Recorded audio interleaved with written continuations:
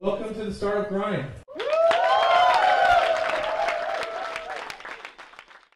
So one of the really unique things too, I think, about this whole story you're describing with pictures is that you guys never, you stayed true to your original vision. You never really pivoted, and it seems like there's so much pressure that if you don't get 100,000 downloads in the first month, wow, what are you doing wrong?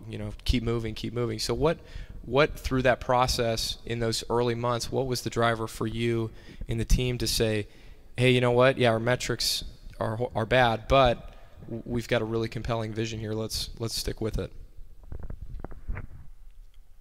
I don't know exactly. I think that question is when do I keep going and when do I pull the plug?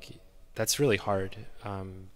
But I knew I liked using the product, and I had this small group of some friends and some family, and they liked using the product.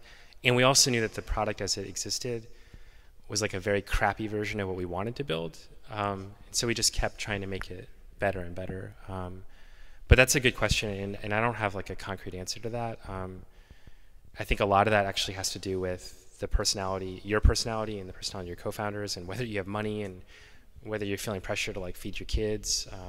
All those things come into play. I think there's a lot of luck and happenstance in that whole process. Was there ever a point where you guys got very close to just saying, hey, you talked about that earlier, where you had thought about going back to Google, but was there ever a point where you guys actually got very close to making that decision to just doing something else or giving up?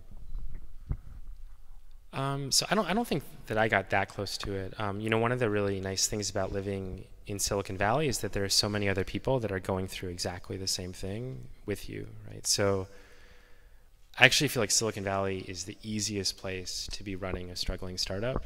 You go to barbecues, everyone's congratulating you all the time. They're like, congratulations, you don't have a job anymore. And that's one of the reasons I moved out here, actually. I mean, that's not the case in other parts of the country. You go do something, and a few months later, oh, how's it going? How you doing with that?